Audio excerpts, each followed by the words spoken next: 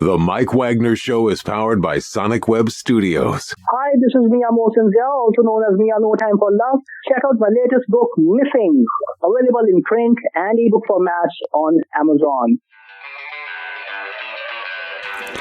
It's now time for the Mike Wagner Show, powered by Sonic Web Studios. Visit online at sonicwebstudios.com for all your needs. The Mike Wagner Show can be heard on Spreaker, Spotify, iHeartRadio, YouTube, iTunes, Anchor FM, Radio Public, and themikewagnershow.com. Mike brings you great guests and interesting people from all across the globe. So sit back, relax, and enjoy another great episode of the Mike Wagner Show.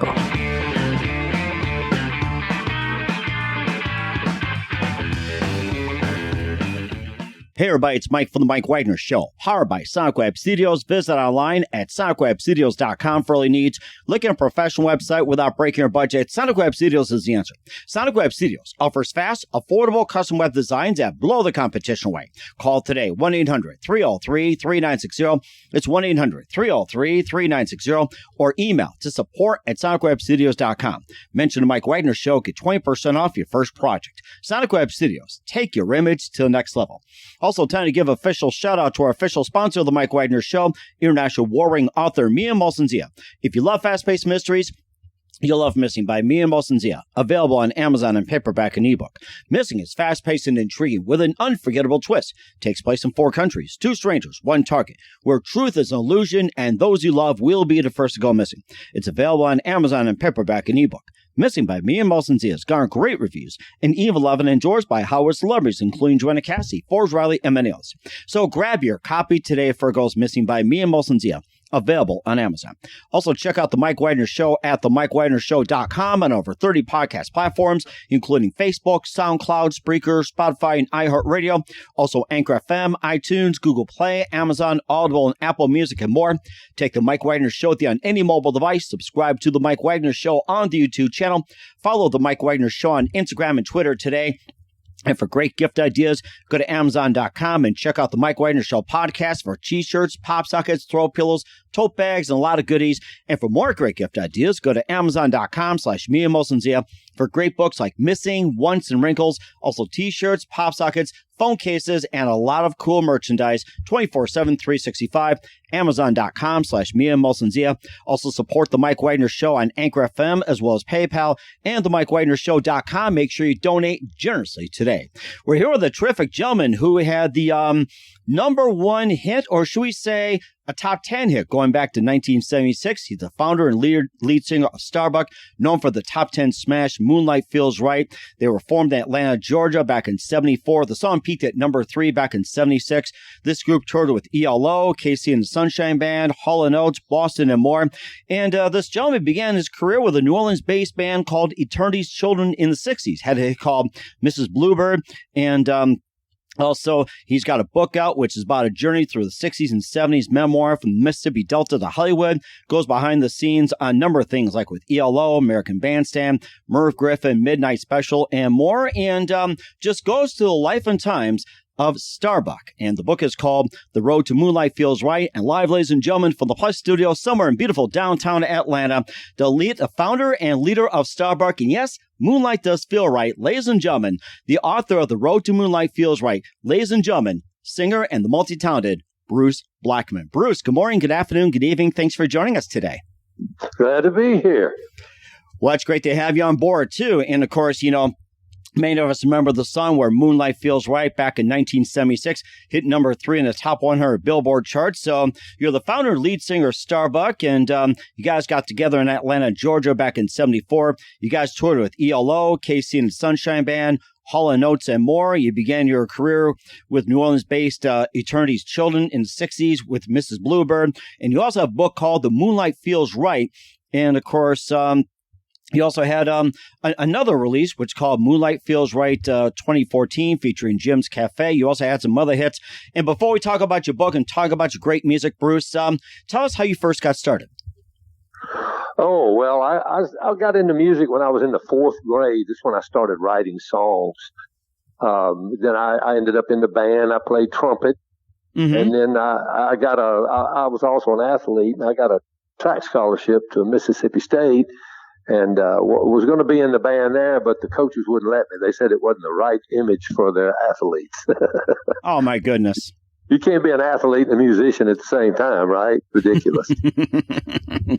I don't know. You might want to ask some of the rappers that nowadays, but that's another time. So go ahead, keep going. Well, but I was just, everything I did other than music was just on the side. Athletics or whatever it was. I was just completely enamored with music. That's all I cared about. And got in a band when I was about 15. And ended up putting together Eternity's Children, which was the best from 3 bands that I had been in, that I got them all to come together as one. It was really powerhouse group. We just didn't, I don't know, weren't in the right place. We had Kevin Deverich was our manager, who managed the Eric Burden and the Animals and the Who. Mm-hmm. And we got on TV shows, Bandstand, and we did a Hullabaloo, all that stuff way back in the day. Open for the Doors at the Whiskey. It seemed like everything was just right for us to take off, but it didn't quite happen. Mrs. Bluebird was just a regional hit. It was big in the Southeast, but it just didn't break in the rest of the country. Mm-hmm. And what was that one precise moment that simply influenced you into what you're doing for the rest of your life? Well, it was really when I left Eternity's Children, because the bad, it's just a long story.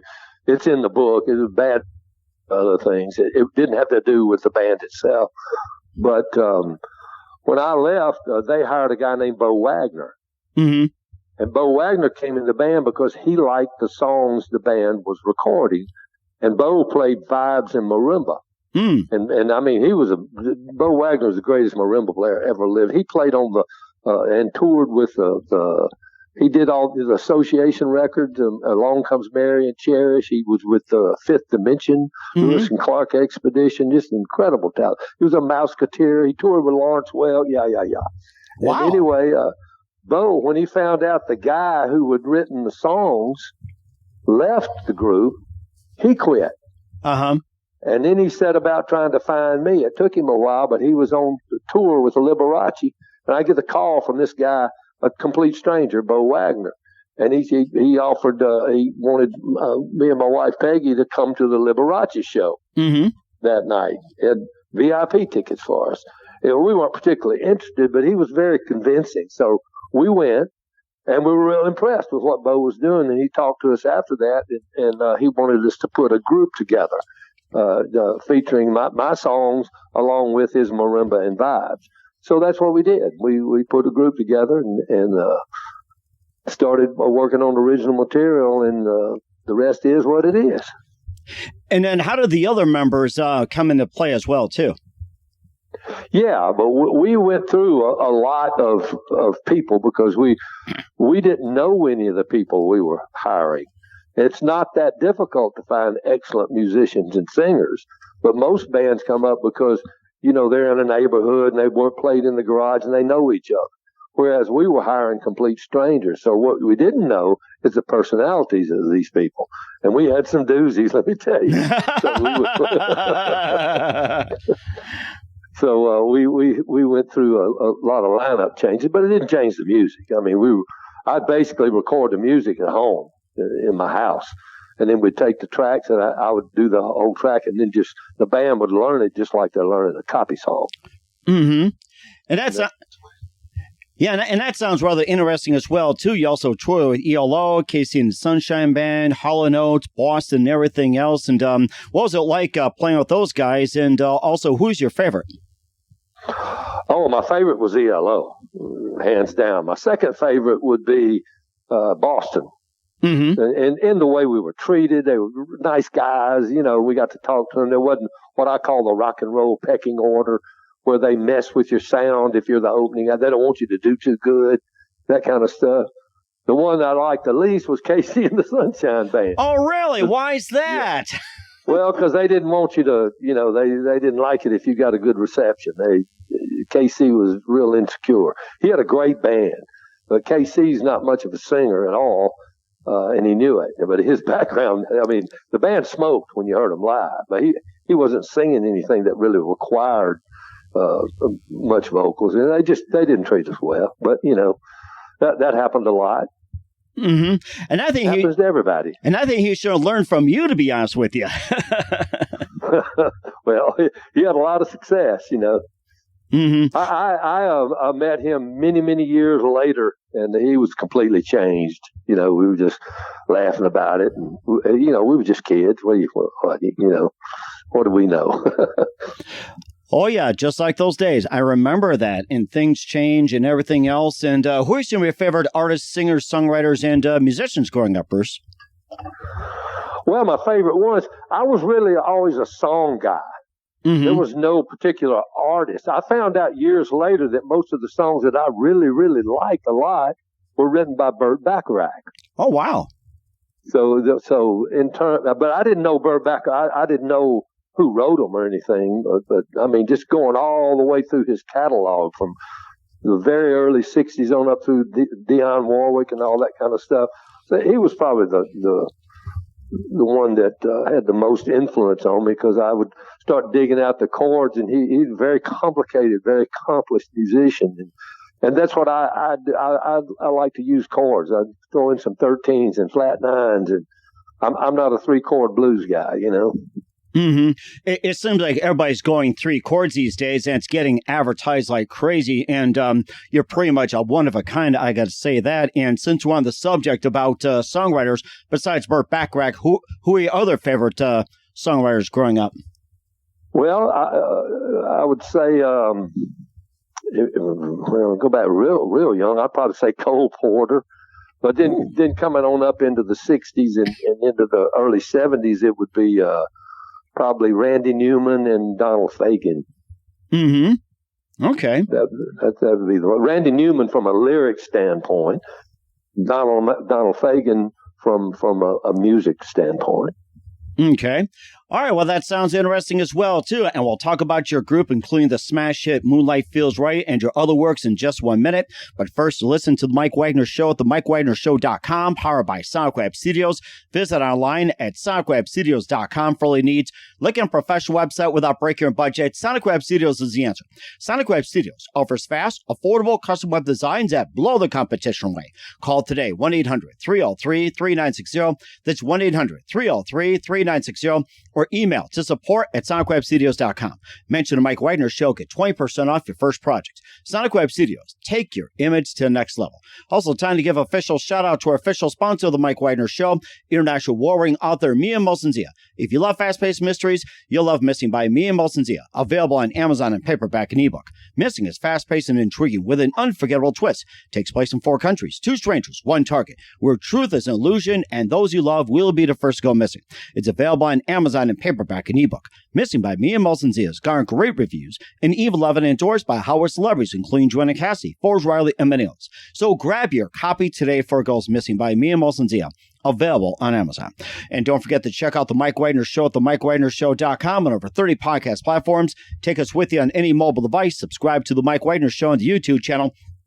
And follow The Mike Wagner Show on Instagram and Twitter today. And for great gift ideas, go to Amazon.com and check out The Mike Wagner Show podcast. And for more great gift ideas, go to Amazon.com/MeandMolson-Zia for great books and merchandise and more. Also support The Mike Wagner Show on Anchor FM as well as PayPal and TheMikeWagnerShow.com. Make sure you donate generously today. We're here with the founder and lead singer of Starbuck, Bruce Blackman, here on The Mike Wagner Show. And before we talk about your top 10 smash hit, Moonlight Feels Right, and you had some other works as well, too. You had Everybody Be Dancing, Searching for a Thrill, Let Me Be, Lucky Man, I Got to Know, and The Full Cleveland. And tell us about some of your other works.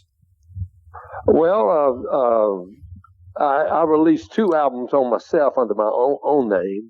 They had 5 singles that charted in the FMQB Adult Contemporary chart. Right now, I'm in the studio recording a Starbuck 45th anniversary, which we hope to get out next spring. Oh, wow. So that's been a lot of, and I'm also recording the very first chart record that I ever had, Mrs. Bluebird. I'm taking it into modern standards and recording a very extensive symphonic version of that. Okay. All right. And also the song Moonlight Feels Right, which made the top 10, hit number 3 in the Billboard 100. One of my favorites back in 1976. And tell us more about this song and what inspired you to write it. Well, the song is a true story. It was based on a true story. I was sitting I'd been in an accident, cut the finger off on my right hand, so it was in a big cast. I was sitting on the floor in our apartment and playing a mini moog with my left hand. A mini moog only play one note at a time, and I was just sitting there going, do, do, do, do, do, do. And all of a sudden, I just popped in my head I went to a college to meet this girl who I'd seen in a photograph in the newspaper of a beauty contest. I'd never seen a woman that beautiful. My God, she made Elizabeth Taylor look ugly. or even Cindy Crawford nowadays, or whoever else the supermodel out there, I'll tell you. Yeah. So anyway, I wanted to go to this college to meet her, and I asked her out twice, and she said no both times. And the third time, we had gone to at a pep rally at the stadium. We were walking back, and she was up in front of me, and I walked up beside her, and there was a little wind blowing. And I asked her out again, and she said yes. So I'm sitting in my apartment playing the mini moog, and that thought came in my head. When she said yes, the wind blew some luck in my direction. Caught it in my hands today. And then I looked up. The TV was on, but the sound wasn't on. And I was looking at Gene Hackman, and the movie was The French Connection. Interesting. And immediately when I finally found a tricky French connection, you winked and gave me your okay. And now, when Peggy and I started dating, on one of our dates, I took her out to a lake in Mississippi. Mm-hmm. And I had an old ratted out MGB convertible. And we dropped the top, and we could see the moon. The lake was just dead still, and the moon was reflecting off the lake. So those were the images that I brought into the song. And when I wrote it, I couldn't say we dropped the top at a lake in Mississippi. So I ended up changing it to drop the top at Chesapeake Bay. And the reference to Ole Miss that's in the song was, at the time she went out with me, she was dating a big-time football player from Ole Miss. Wow. So that's where I threw in Ole Miss. So it's basically that. It's the story of when we met. And we've been married for 51 years now. Oh, man, congratulations. Thank you. I've seen stuff on the internet about the songs about this sleazy old guy just picking up a young girl in Baltimore. No, it's exactly the opposite of that. Mm-hmm. It's a semi-sleazy young guy asking a young lady out. That's what it is. That's rather interesting. And you also turned this into a book called The Road to Moonlight Feels Right. And you also did Moonlight Feels Right 2014 featuring Jim's Cafe. And we'll talk about the book in just one quick minute. You listen to The Mike Wagner Show at themikewagnershow.com, powered by Sonic Web Studios. Visit online at sonicwebstudios.com for all your needs. Also brought to you by our official sponsor of The Mike Wagner Show, international warring author Mia Molson-Zia of Missing, available on Amazon in paperback and ebook. We'll be back with the founder and lead singer of Starbuck and the author of The Road to Moonlight Feels Right, Bruce Blackman, after this timeout. The Mike Wagner Show is powered by Sonic Web Studios. If you're looking to start or upgrade your online presence, visit www.sonicwebstudios.com for all of your online needs. Call 1-800-303-3960 or visit us online at www.sonicwebstudios.com to get started today. Mention The Mike Wagner Show and get 20% off your project. Sonic Web Studios. Take your image to the next level. Hey everybody, my name is Forbes Riley, and I'm an American actress and a TV host. And I was delighted when I got my copy of Missing, which is Extraordinary Relation of Ordinary People based on a real life relationship. It's well written. It's amazing. You know, it talks about a man who has lost his wife and his daughter, and it's very well done. I'm going to highly recommend that you go get your copy of Missing. It is a powerful, exciting read. Mr. Mian Moshe-Zia. He is the author of Missing. And I want to give a big shout out and a kiss all the way halfway around the world to my dear friend. Check him out at Mia's website. It's called www.miamoshenzea.com. Missing. Available on Amazon. Again, I'm Forbes Riley, and I will see you again soon. Bye-bye. Hey, this is Ray Powers, and boy, are you in luck. Right place, right time. Tuned in to The Mike Wagner Show. You heard me.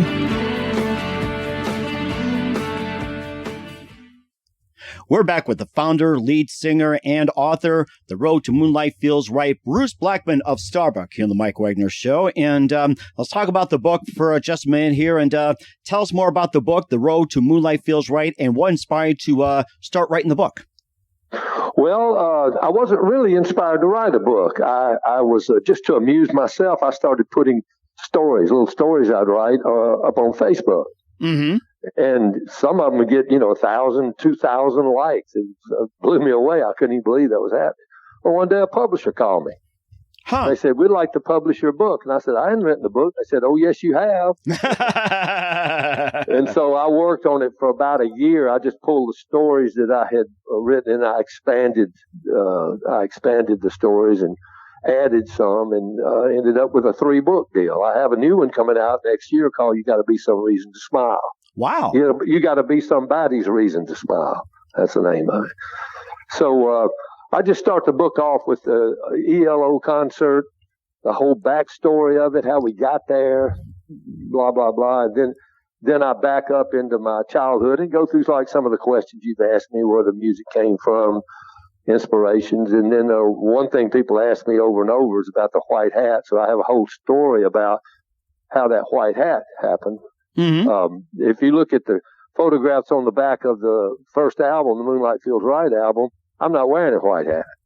That didn't appear until later. And I have those stories like that in there. That's really interesting. You talked about behind the scenes with ELO, also American Bandstand, Merv Griffin, Midnight Special, and even Dinah Shore, which is also amazing. And I guess what's it just like backstage with Dick Clark, Merv Griffin, Midnight Special, and Dinah Shore. If you want to throw in some others, feel free to do so. I think you may have covered them. The Dinah Shore show was interesting because everybody said it back then I looked like Burt Reynolds. But she was dating Burt Reynolds then. So we were walking down the hall, I think it was in the CBS building, and man, she stopped. She did a double take on me. Because everybody said, I said, no, that's my cousin. I wasn't related to him at all, not in the least. But she invited us out. We went to the premiere of the movie Rocky. With her and Lee Majors and Farrah Fawcett. Uh-huh. And that was a trip. They were, Farrah Fawcett and Lee Majors were about as big a stars as you get. And she was on Charlie's Angels, and he was a $6 million man. Mm-hmm. But they were just people. We had a good time, They're just like us. They just got lucky. Just like I should say luckier. Well, I could say that, just like the song as well, too. And you also had experiences with William Faulkner, Jim Morrison, and you also appeared in The Graduate as well. Tell us about those. Okay. Well, William Faulkner, when I was growing up, I had a good friend named John Keating. His father was wrote for National Geographic and was good friends with William Faulkner. And so Faulkner used to come to the Keating's house in my hometown of Greenville, Mississippi. So I was just a kid, but I used to sit in there and just listen to them talk. Most of the time I didn't know what they were talking about and wish I did, but that's how I knew him. And what was the other thing you said? I think I think it was William Faulkner, Jim Morrison, and an appearance in The Graduate. Yeah. Well, Jim Morrison, we opened for the Doors at the Whiskey A Go-Go. It was like 2 months before Light My Fire became a hit. Uh-huh. So when we went out on a break, Morrison was out there, and I wanted to talk to him about the music, and I walked up to him and said something, and he was just, he was in another world, man. Really? He was gone. I didn't get it at all. He would take his shirt off and start screaming, F you, and I didn't get it. They sounded terrible, but the girls in there, man, they were just screaming. And so anyway, I walked outside. After that, there was a club right next to it called the Galaxy. Mm-hmm. And I walked in there, and there was a band in there playing, and they played one song for a whole set for 45 minutes. I went, wow, the song was In-A-Gadda-Da-Vida. Huh. And the band was the Iron Butterfly, and that song wasn't a hit yet. Mm-hmm. And so I sitting at the bar, and Doug Engel, the guy that wrote it, the singer, came up and sat down. We had a nice conversation. Then when I walked out of the Galaxy, the Sunset Strip was all lit up. Wow. And there was a bunch of people around. I said, what's going on? They said, they're filming a movie. And I said, what movie? And nobody knew. And so this guy came up and said, we need some hippies to be in this shot. He said, anybody want to do it? And I said, yeah, I'll do it. I had long hair then, you know. So I stood up against the side of the whiskey with several other people. And next thing I know, action, you know, and all of a sudden this little old short guy with a big old head comes running by. He's in a white suit and pulling a girl behind him. And then they ran by and ran into the galaxy. And then the guy yells, cut. And I said, well, what is that? Well, I found out later the guy was Dustin Hoffman, and the movie was The Graduate. Huh. So I'm in it for about 3 seconds. Oh, my gosh. Isn't that something? But who knew? I mean, nobody had ever heard of any of those, the movie or Dustin Hoffman either at that point. Wow. That is something. And I'm going through your book as well, too, The Road to Moonlight Feels Right, written by Bruce Blackman of Starbuck here on the Mike Wagner Show. And you talked about the Moonlight Feels Right in Birmingham, how you got started, about journey through 60s and 70s from the Mississippi Delta over to Hollywood. And, of course, you go into the place where I see some interesting subchapters, like about the joy of being poor, holy rolling in London, selling crackers in Mississippi, and the King of the Hood, and maybe just a bit about those. If there's a favorite subchapter you want to talk about, you know, feel free. Well, the one, Holy Rolling in London, is one of my favorites. My grandparents on my mother's side lived in London, Arkansas, population 350. Mm-hmm. So one summer we were there, and my mother and her sisters left me with my grandparents, Papa and Mama Vincent. Well, I was thrilled because Mama was going to be gone on Sunday, and that meant I didn't have to go to church. But Mama Vincent said, "You going to church?" So I had to put on my Sunday clothes, and we walked up this dirt road up a mountain. It was scorching hot. Went into this old stone church, and I mean, it was chaos. This guy jumped up on the stage in overalls and started saying, "Jesus, Jesus, Jesus." There's something special about that man. People were hollering and screaming, and I thought it was great. So I joined in. I didn't know these words they were saying, so I just made up my own words. And I started yelling and screaming. I even stood on my head in the aisle and was waving my feet, and nobody even noticed. I mean, it was nothing. And so when my mama came back, my grandmother told my mother, she said, "Oh, Bruce really got the Holy Spirit in church Sunday." And Mama looked at me and said, "Bruce, what did you do?" Did you steal his juice or something? Jesus juice or what? Yeah, a little bit. Oh, my gosh. And of course, getting into a little bit of food, wine, everything like that. You were selling some crackers in Mississippi. How about that? Yeah, that was my first business. I got some crackers, stolen from my mama. I wasn't aware that I was actually stealing them. I was in the 4th grade. I put them in my radio flyer wagon and wrap them up in a napkin. And I put 5 crackers in there and sell them for a penny. Wow. And I sell it. I was doing well. I mean, some days I made 10 cents. And at that time when candy was like 3 for a penny, I couldn't even spend 10 cents. Oh, my gosh. Too much money. But then Mama found out what I was doing, and she said, "Well, you can't do that because the reason you're making money is because you didn't have to pay for the crackers." Turns out I was selling the crackers for less than they cost. Huh. That's why it was a hit business. Oh, wow. That is something. And, of course, you also ventured into being a newspaper publisher, which turned out to be brief for you. Oh, very brief. I bought this story actually happened in a lot of places because a lot of kids did it. And later on at Mayberry show, they stole that story and had Opie do it. Anyway, I bought they had a little print kit for 99 cents. You could buy them the Johnson & Smith catalog. Mm-hmm. And you had these little wooden rows with grooves in them, and you could take the letters and put them in there. It took forever to do it. Oh, my gosh.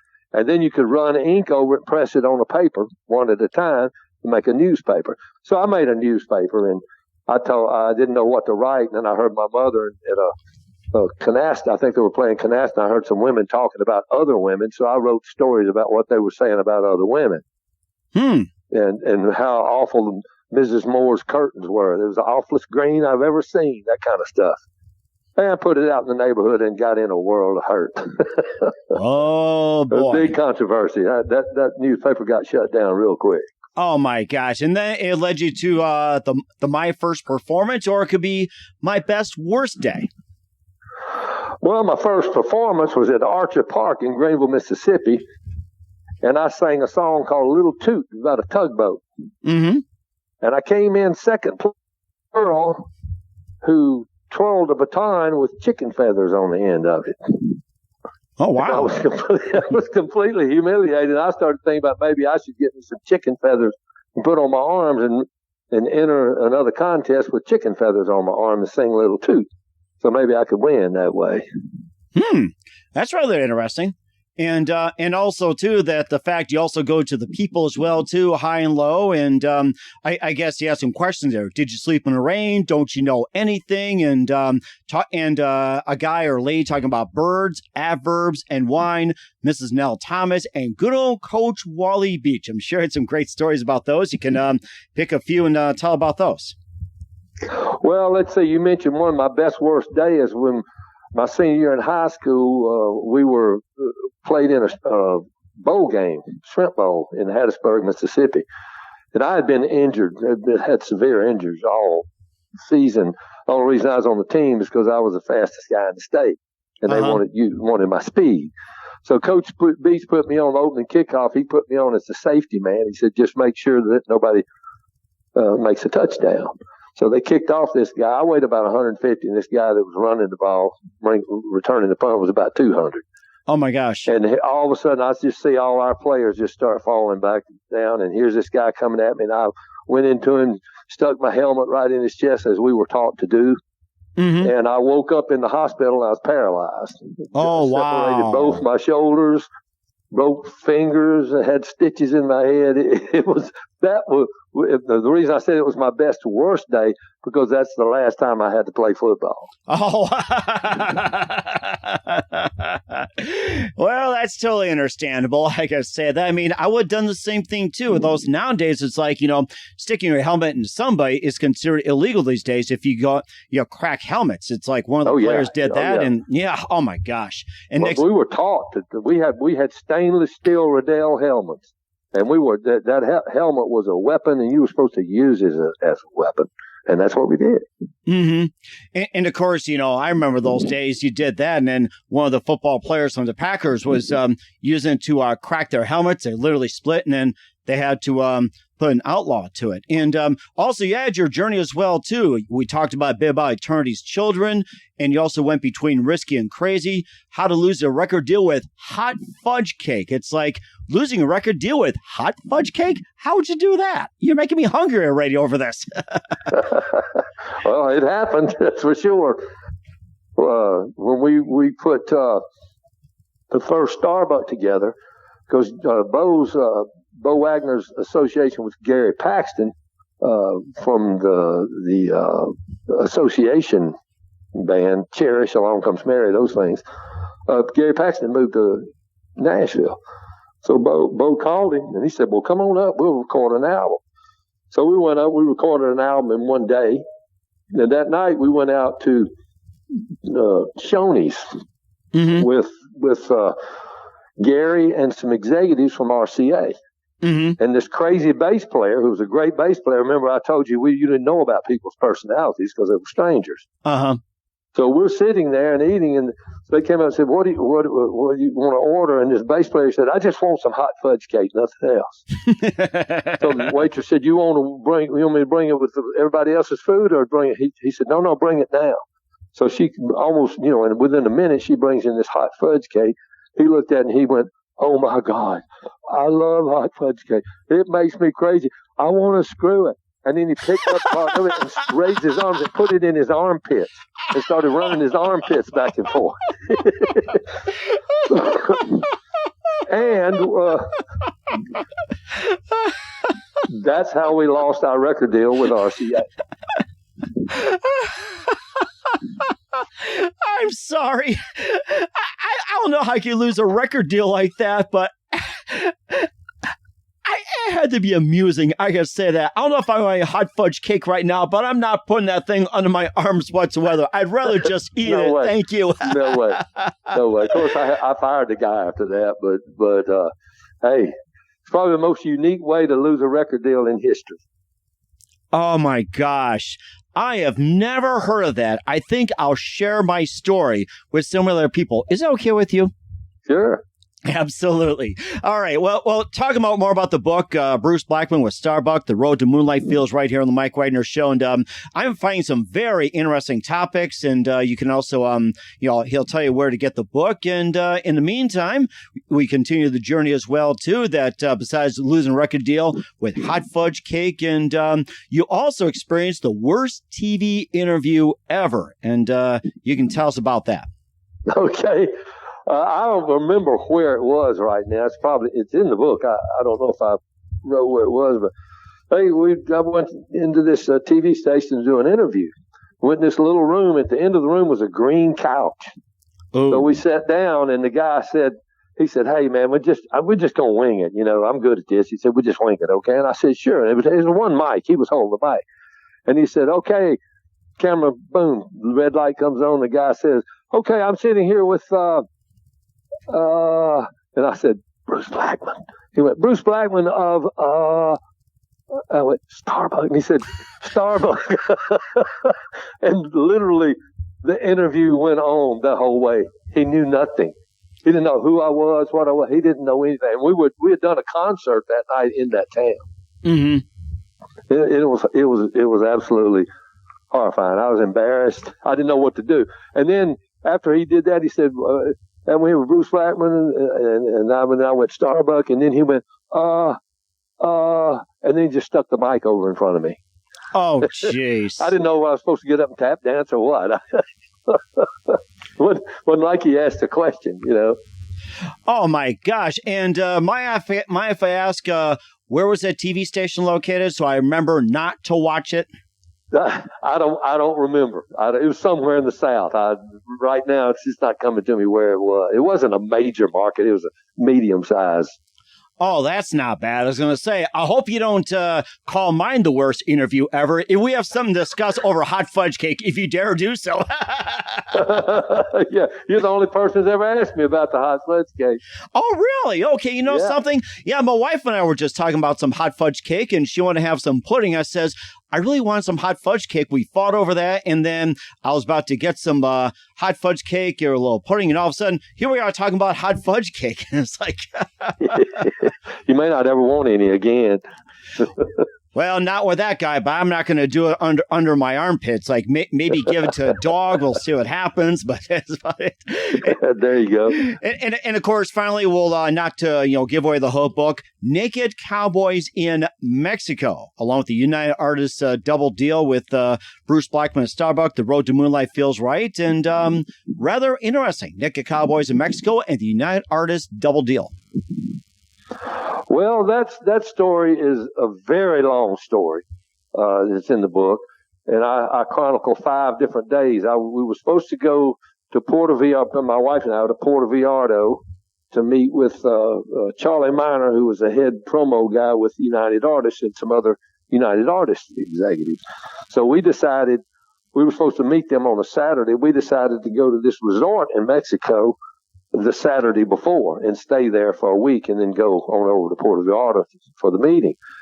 So when we got to this place, there's just no way I can describe all this. It's a long story. But one of the things that happened one night, they were having this show. And we were sitting there watching, and they had these cowboys with these big eyes that had little spangles on the end of the eyes, and they'd rolled eyes one way and then the other way, and they all had goatees. Oh, wow. On these big cowboy hats. And we kept looking and looking, and all of a sudden this couple right in front of us, this woman said, "George, quit looking at those. Those are naked women." So the eyes were the breasts, and that's hey, it was Mexico, but a lot of stuff happened there. It was the worst vacation in the history of Earth. They ought to make a movie out of that. story. Oh, you know something? That and hot fudge cake. You know, I would put those two together. You can make a song and an album of it. It's like, I can see that happening. Yeah, there's another story about Caravel, Guadalupe, where we went to a resort there, and they only spoke French. Mm-hmm. And so this one night, they were having, believe it or not, it's called a Moonlight Festival. Oh, wow. And this was in January of 1977. Moonlight was probably still on the charts then. Mm-hmm. So they were having this moon, and they said, whoever, when the plates were all turned upside down, they said, turn your plates over, and whoever has a moon emblem under there, you be the king and queen of the festival. Huh. Bingo. Who you think got it? I did. So this guy, I turned it over, and this French chef came running out, and he said, for you, pour vous, for you. Put this big old flat top skillet on, and had a pitcher of blood, and he poured the blood on the skillet and all beat it up and everything, and then he took the blood and put it in a rubber and laid it on our plates, and we going, are you kidding me? I'm going to eat this sizzled blood. That was our reward for being the king and queen of the festival. Oh, my gosh. Oh, man. I'm coming up with some great ideas for dinner and dessert right now. Yep. Oh, my gosh. And, of course, there's more chapters as well, too. And in order to pick up the book, where can we find The Road to Moonlight Feels Right at, Bruce? Well, it's Amazon, Barnes & Noble. Really, every online bookstore has it. Okay. And also, do you have a website where they can also pick up your book? Well, that's the Word Verb. That's the publisher. The best place is to use your well-known online booksellers. Okay, we will certainly do so. We're here with Bruce Blackman of Starbuck here on the Mike Wagner Show, talking about the book, The Road to Moonlight Feels Right. Of course, the big top 10 hit, Moonlight Feels Right, back in 1976. We'd love to have you back on, talk more stories. And, of course, you got some books. We'd love to have you back on, talk more about those. And just a few minutes here, Bruce. And what can we expect from you in 2022 and beyond? Well, 2022, new book. You got to be somebody's reason to smile. Starbuck 45th anniversary album, and I'm also releasing a piano jazz instrumental album. Amazing. We're certainly looking forward to it. And who do you consider biggest influence in your career? Burt Bacharach. Okay, that's a good one. And what's the best advice you can give to anybody at this point? I'm sorry that you broke up there a second. Okay, I'm sorry. What's the best advice you can give to anybody at this point? Don't listen to what anybody says. Be naive and go for it. And I think that's really good advice. Once again, Bruce Blackman of Starbuck with the book, The Road to Moonlight Feels Right, here on the Mike Wagner Show. Bruce, a very big thank you for your time. You've been absolutely amazing. Love your stories. We got to do this again. Looking forward to having you again soon. Looking forward to your new books. Make sure you keep us up to date. Don't forget to keep in touch. And once again, tell us about your upcoming projects. What's your website? How do people contact? Where can people purchase, check out your books, or even check out your music and check out your other works? You can come to Facebook. Just type in my name on Facebook. Bingo. We certainly will do so. Once again, Bruce, a very big thank you for your time. You've been absolutely amazing. Looking forward to having you again soon. Make sure you keep us up to date, keep in touch, and let's do this again. You've been absolutely great. And yes, Moonlight does feel right. Yes, it does. The Mike Wagner Show is powered by Sonic Web Studios. If you're looking to start or upgrade your online presence, visit www.sonicwebstudios.com for all of your online needs. Call 1-800-303-3960 or visit us online at www.sonicwebstudios.com to get started today. Mention the Mike Wagner Show and get 20% off your project. Sonic Web Studios. Take your image to the next level. Hey everybody, my name is Forbes Riley, and I'm an American actress and a TV host. And I was delighted when I got my copy of Missing, which is Extraordinary Relation of Ordinary People based on a real life relationship. It's well written. It's amazing. You know, it talks about a man who has lost his wife and his daughter, and it's very well done. I'm going to highly recommend that you go get your copy of Missing. It is a powerful, exciting read. Mr. Mian Moshe Zia. He is the author of Missing. And I want to give a big shout out and a kiss all the way halfway around the world to my dear friend. Check him out at Mia's website. It's called www.miamoshenzea.com. Missing, available on Amazon. Again, I'm Forbes Riley, and I will see you again soon. Bye-bye. Thanks for listening to The Mike Wagner Show, powered by Sonic Web Studios.